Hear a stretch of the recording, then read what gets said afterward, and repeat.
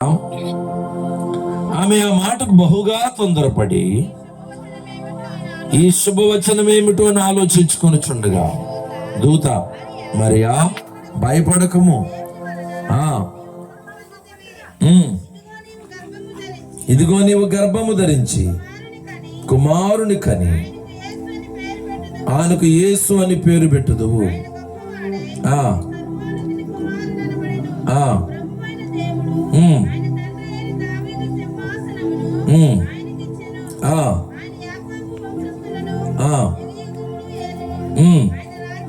ఆయన రాజ్యము అంతం లేనిదై ఉండునని.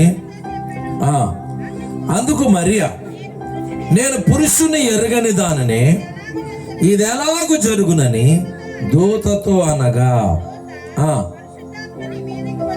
దేవుడికి స్తోత్రం చెప్పండి. ఈ మాట శ్రద్ధగా ఆలకించండి ఒకసారి.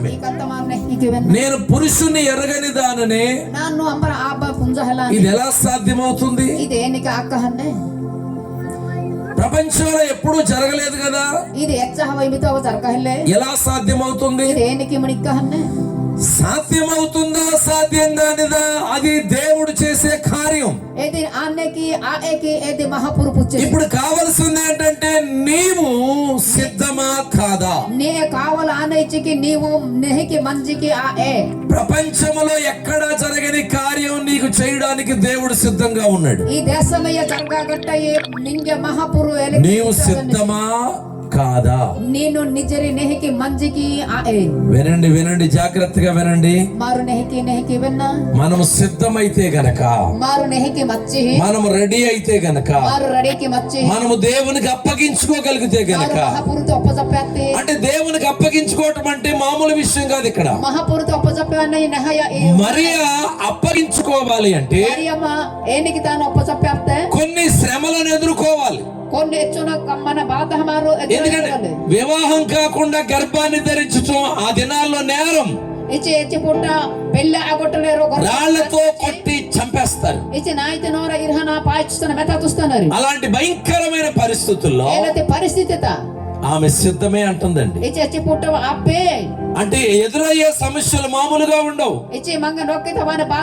చాలా హింసించబడాలి, ఒకవేళ చంపబడొచ్చు కూడా. అయినా సరే సిద్ధమే అన్నది. హల్లెలూయా హల్లెలూయా. ఆమె అంగీకరించినందుకు ఒకటి శ్రమలైనా పడాలి, అవమానాలైనా పడాలి, ఒకవేళ రాళ్లతో కొట్టి ఆమెను చంపేస్తే చచ్చిపోవాలి. ఇన్ని పరిస్థితులు ఆమెకు సిద్ధంగా ఉన్నాయి.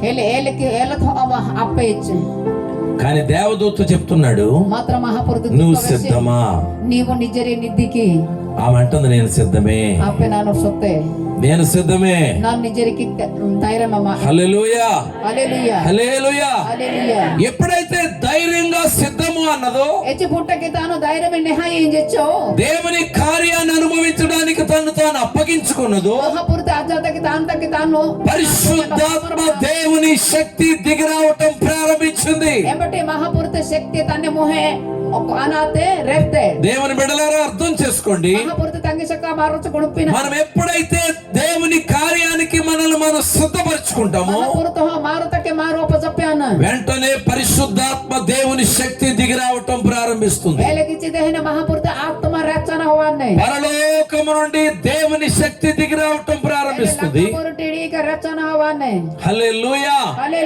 అప్పుడు మన జీవితంలో ప్రపంచంలో ఎక్కడ జరగని కార్యం జరుగుతుంది. ఎప్పుడు ఎవరు చూడని అద్భుతాన్ని మనం చూస్తాం. ఎక్కడ ఎప్పుడు వినని అద్భుతాన్ని మనం వింటాం. మరియ జీవితంలో అదే జరిగింది. ఏ స్త్రీ జీవితంలో జరగలేదు, అసలు చరిత్రలో ఎప్పుడు వినలేదు. అలాంటి గొప్ప వార్త ఆమె జీవితంలో విన్నది. ಹೆಚ್ಚು ನೆಹಿತೆ ಕತ್ತ ಮಾರುತಾನೆ ಹೊಂಟೆ ಮೆಚ್ಚಿ ఎప్పుడు అంటే ಹೆಚ್ಚಾಯ್చి ఆమె పరిశుద్ధాత్మతో నింపబడినప్పుడు. ನಾನು ಪರಿಶುದ್ಧ ಆತ್ಮತಲೆ ನಿಚ್ಚ హల్లెలూయా, హల్లెలూయా. ఈ కడవరి దినాల్లో కూడా ಈ ಲಾಸ್ಟ್ ದಿನ ಮೆಕ್ಕಹಣ దేనికైనా మనం సిద్ధమైనప్పుడు, ಆನದಕ್ಕೆ ಮಾರುವ ಧೈರ್ಯಕ್ಕೆ దేనికైనా సిద్ధమైనప్పుడు, ಏನದಕ್ಕೆ ಹೇಗ అది శ్రమ అయినా శోధన అయినా సరే, ಬಾದಚ್ಚಿವ ಕಷ್ಟ ಮೆಚ್ಚಿವ ఓ రాళ్ల దెబ్బరైనా సరే, ದಬ್ಬ ಇಚ್ಚಿವ అది మరణమైనా సరే, ಹಾಕಿಗಟ್ಟ ಇಚ್ಚಿವ మనం దేనికైనా సిద్ధమైనప్పుడు ಆನದಕ್ಕೆ ಇಚ್ಚಿವ ಮಾರು ప్రపంచము గొప్ప కార్యాలు మన జీవితాల్లో చూస్తుంది. మారు ఈ దేశమే నెహి ఎక్కడా ఎప్పుడు చూడని కార్యాలు మన జీవితంలో చూస్తారు. మెస్సాలెత్త కమ్మ మారు ప్రపంచానికి మనం గొప్ప వింతగా మారిపోతాం. మారు ఈ దేశమయ్య భిన్నతి నోరయ్య మారు. ఇప్పుడు సంగతి మీకు చెప్పనా, రొకతనాన్ని వేస్తేనే మరియా ప్రపంచానికి ఒక వింతైన మనిషి ఇచ్చి అయిపోయింది. మరియమ్మ దేశం దగ్గర నెహాయించి చూద్దాం. ఎందుకంటే ఏ పురుషుని ప్రమేయం లేకుండా గర్భవతి అయింది. ఇమ్మిని ఆబ గంధపుణ అన్న ప్రపంచానికి ఒక వింతైన మనిషి ఆమె. ఇచ్చి ప్రపంచం ఈ దేశమే నెహాయి అంటే దేవుడు ఆమె జీవితాన్ని ఈ మహాపురుతాని జీవిత ప్రపంచానికి ఒక వింతగా చూపించాడు. ఇచ్చి ఒజ్జుకి శనికి ప్రపంచంలో ఉన్న మనుషులందరికంటే ఒక వింతైన మనిషి. ఇచ్చి ఈ దేశమైతే నోరగింట తాను హల్లెలూయా, హల్లెలూయా. నీ జీవితాన్ని కూడా దేవుడు ప్రపంచానికి ఒక వింతగా మార్చేస్తాడు. నింగేవ నీ జీవిత భిన్నకి మారికి ఎనసు ప్రపంచంలో ఒక వింతైన జీవితంగా నీ జీవితం నీ మారిపోతుంది. జీవకి మారితన్ని ఎప్పుడో తెలుసా, ఎచ్చా పుచ్చి నువ్వు వెనక్కి అడుగు వేయకుండా ముందుకు అడుగు ನೀನು వేసి, అడుగు వెత ಅದು నువ్వు దేవునికి నిన్ను నీవు అప్పగించుకున్నప్పుడు, నీవుదకి నీవు పూరా నేను సిద్ధము, దేవుని కార్యాలు అనుభవించడానికి నేను సిద్ధము అన్నప్పుడు, ನಾನು ಮಹಾಪುರುತ ಮಂದತಕ್ಕೆ ನಿಜರಿಂಜಿ నువ్వు సిద్ధము అంటే అర్థం ఏంటో తెలుసా, నీవు ఇన్ని గట్టే అన్నయ్యి ఎన్ని శ్రమలకైనా నేను సిద్ధమే, ఇచ్చి ಹೆಚ್ಚುన బాధవత్తివ ನಾನು ఎన్ని నిందలకైనా సిద్ధమే, ಹೆಚ್ಚುన కత్తాపట్టివ ఎన్ని అవమానాలకైనా సిద్ధమే, ಹೆಚ್ಚುన లజ్జపట్టివ చివరికి మరణించడానికి కూడా సిద్ధమే. లాస్ట్ దాకా హయ్యలివ కూడా నంగర అలా మనం సిద్ధపడగలిగితే ఏళ్ళకి మారు మంజాల మూర్తి నీ ద్వారా దేవుడు ప్రపంచానికి వింతైన కార్యాలు చూపిస్తాడు. నీ వల్ల దేశమయ్య ಹೆಚ್ಚున కమ్మకి నీ ద్వారా ప్రపంచానికి ఆశ్చర్య కార్యాలు చూపిస్తాడు. నీ వల్ల మహాపురు బెంగత ప్రపంచము ఎప్పుడు ఎక్కడ చూడని కార్యాలు నీ ద్వారా చూస్తాడు. ఈ దేశమయ్య మెహగట్టి కమ్మ మరియ జీవితం అలాగే మార్చబడింది. మరియమ్మని జీవితాలకి మారితే హల్లెలూయా, హల్లెలూయా, హల్లెలూయా. హల్లెలూయా.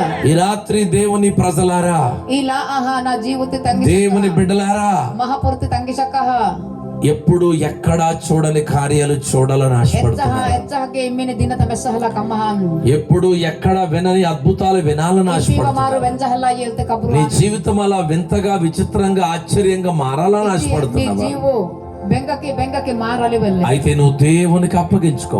మాత్రం నేను మహాపురుతో అప్పచెప్పాం. పరిశుద్ధాత్మ చేత నువ్వు నింపబడతావు. మహాపురుతి ఆత్మతలు నీవు నెంజన దేవుని శక్తి చేత నువ్వు నింపబడతావు. మహాపురుతిరో శక్తిరా నువ్వు ఎప్పుడైతే దేవుని శక్తి చేత నింపబడ్డావు, పుట్టకే మహాపురుతిరో ఓ శక్తి ప్రపంచానికి ఒక వింతగా నువ్వు నీవు మార్చబడిపోతావు. ఈ దేశమయ్య నేను రొన్నెహిత ప్రపంచమంతటిలో నీవు ఒక ధన్యుడిగా, ధన్యురాలుగా ఈ మార్చబడతావు. ప్రపంచమే నీవు రొన్నెహాతిలకు చొంజాదు. హల్లెలూయా, హల్లెలూయా, హల్లెలూయా. హల్లెలూయా. 100 మందిలో నువ్వు ఒక్కడివే పరీక్షలో గెలిస్తే ఎంత ఆనందం అండి. hele 100 కోడి నోరహ రొఅతి పరిచాలద గెలిహితి ఈ రోజు విస్తారమైన ప్రజల్లో నీవు విచిత్రంగా కనబడ్డావు అనుకోండి. ఇచ్చి నేను ఇచ్చున పెద్ద నేను బిన్నకి చొంజాదు. ఓ ఎంత అద్భుతమైనటువంటి విషయం ఇచ్చి అది. ఎచ్చి నెహిత కత్త. హల్లెలూయా. హల్లెలూయా. ఇది ఎప్పుడు సాధ్యమవుతుందో తెలుసా? ఈ తెచ్చ తొంజానే పరిశుద్ధాత్మ శక్తిని పొందినప్పుడు. ఇటు పవిత్ర ఆత్మ పాటి పరిశుద్ధాత్మ శక్తిని నువ్వు ఎప్పుడు పొందగలవో తెలుసా? పవిత్ర ఆత్మ నిన్నెచ్చ పాడికి దేవుడికి నిన్ను నీవు అప్పగించేసుకున్నప్పుడు. hele నీవు